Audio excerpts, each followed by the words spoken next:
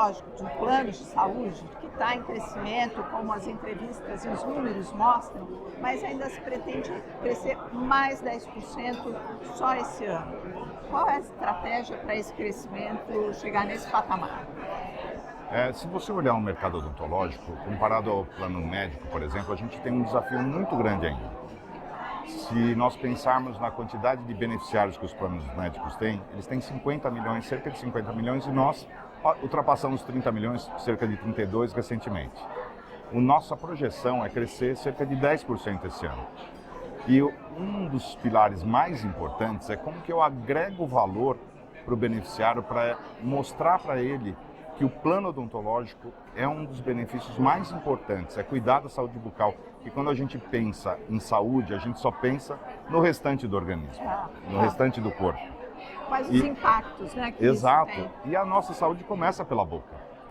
E nós temos hoje sedimentado no mercado, a maior parte das nossas carteiras são de planos corporativos, planos empresariais.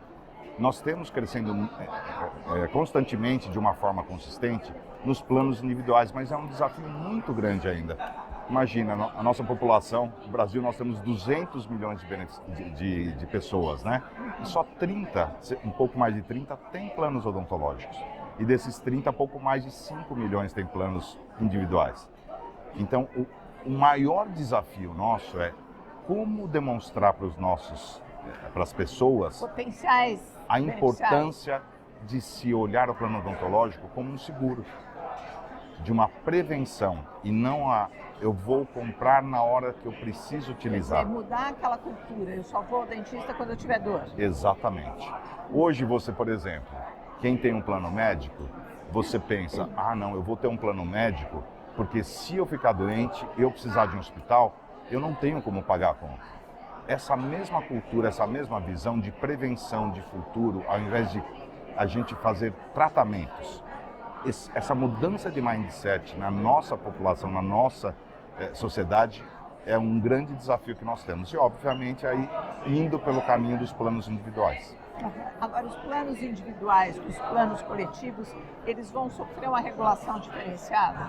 Não, na verdade, a regulação é praticamente a mesma. Obviamente que você tem características específicas quando você trata de um plano empresarial a respeito de entrada, reajuste, saída, até pela própria característica, né, do plano.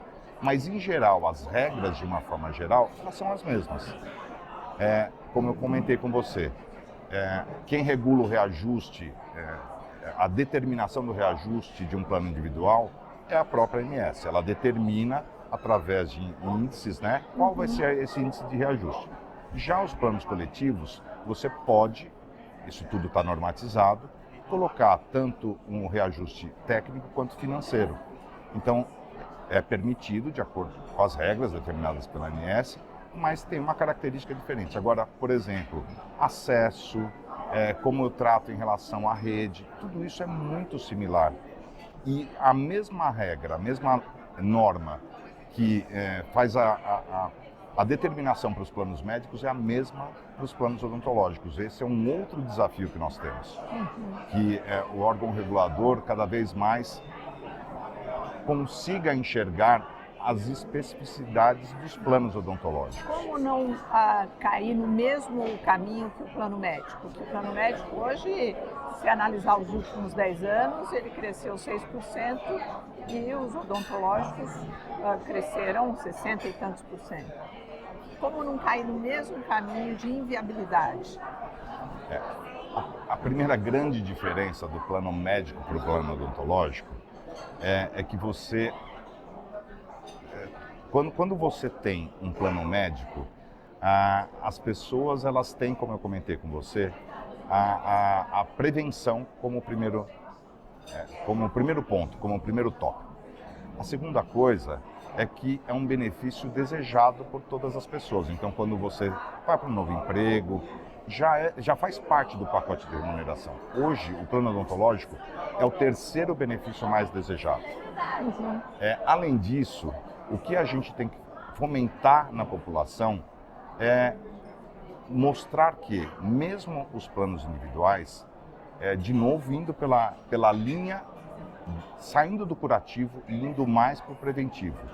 Cada vez mais você demonstrar a relevância da sua saúde bucal, que ela é a porta de entrada. O plano médico, ele durante muitos anos, ele acabou novas tecnologias sendo incorporadas e tudo mais. A odontologia está acontecendo mesmo. Então, a gente tem que cada vez mais fomentar os indivíduos, de uma forma geral, a tratar, pensar com... Você pega, por exemplo, o Japão. O Japão é um dos países que mais pensa em prevenção. Então, é a primeira vez, estou acabando fazendo um link, no Brasil, que o seguro de vida ele ultrapassa o seguro de auto. Então, você já vê uma mudança de mentalidade na população. Agora nós precisamos trazer essa mesma mentalidade para o plano odontológico. Um dos desafios do mercado, e a MetLife está inserida nesse desafio, é você mostrar isso para o beneficiário. Para você ter uma ideia, o tempo médio de permanência de um plano individual é cerca de 7 meses. Nossa.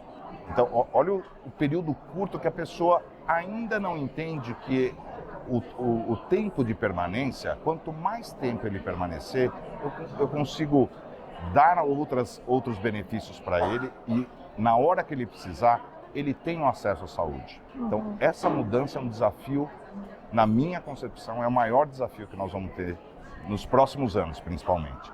Mas a gente está no caminho certo.